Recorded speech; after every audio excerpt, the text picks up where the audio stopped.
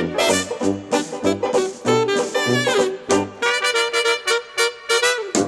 there everybody, it's Mike Delisio with another Dice Tower Daily Unboxing. Today we're going to be taking a look at the Initiative, and this is the first game from the new imprint of Unexpected Games, which is coming from the designer of this game, Corey Konecka. A cooperative game of story, strategy, and code breaking for 1 to 4 players. In 1994, 4 teenagers find a mysterious game at a yard sale. As they play it, they discover it is strangely connected to their lives. What will they risk to unravel the secrets of the Initiative? Read the comic. Before each game, read a page of the comic to set the stage. Play the game. Use teamwork and wits to complete a series of increasingly challenging missions. And then, finally, unlock the secrets. After each game, discover secrets and crack codes to uncover the true purpose of the Initiative. Now, ladies and gentlemen, children of all ages, I am very, very hesitant to spoil anything in this game, not only for you, but for me, as somebody that is very much looking forward to trying out this game. So, if anything, I'm going to tell you right now, before we get started, that I'm going to err on the side of caution. I do not want to spoil anything, and since I am not familiar with the game, it's going to be hard for me to tell what is and isn't a spoiler. So again, I'm going to err on the side of caution. Now, there are a couple of demo mission cards that we happen to get with this game. I don't know that these are going to come with the game normally, but I'm going to show off a couple of these. So just to give you an idea of maybe some of the graphic design too. And also it does say to take note that these are these are not representative exactly of what the material inside the box will be like. They're saying that the cards in the box will have rounded corners and things along those lines. But you can kind of see just how these cards are laid out, all right?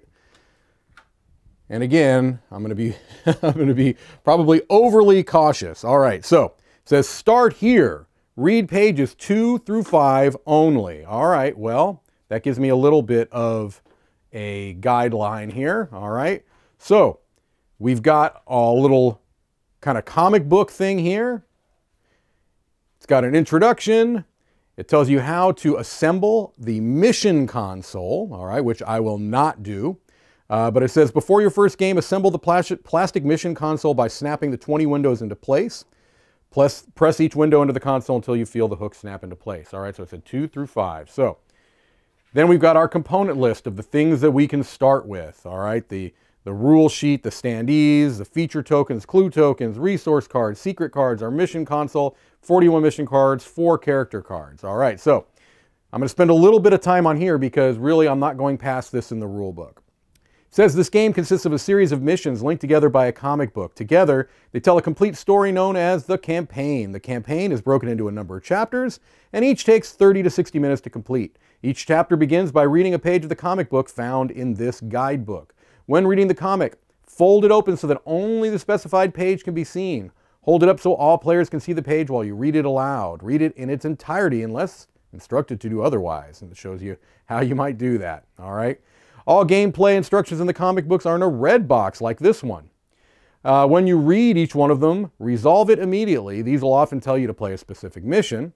To do so, you find that mission card indicated and play it following the rules in the key rule sheet. All right? It's got a campaign log. It's got a number of secret cards. It includes 30 secret cards. All right? So it says, this book contains hidden story elements. Do not read pages until instructed to do so. After you've read the key rule sheet, you're ready to begin playing. Start by reading page 1 of the comic as instructed in the top row, by the top row of the chapter tracker. Okay, well, this is the key rule sheet here, okay? And so it looks like this is going to kind of tell you, I'm going to kind of look through this really quickly. All right, I think since this is the first thing that you'll be doing, I think I'm okay kind of going over this. So it goes with the overview of the game. Setup, you're going to pick player colors, you're going to prepare a mission and a game board. It says for your first game, you'll be using mission number 1, the mission card with the number 1 in the upper left corner. And it says, place it face down without looking at the other side, okay? Randomize the clue tokens. There's going to be 10 clue tokens face down, and you randomize them. All right.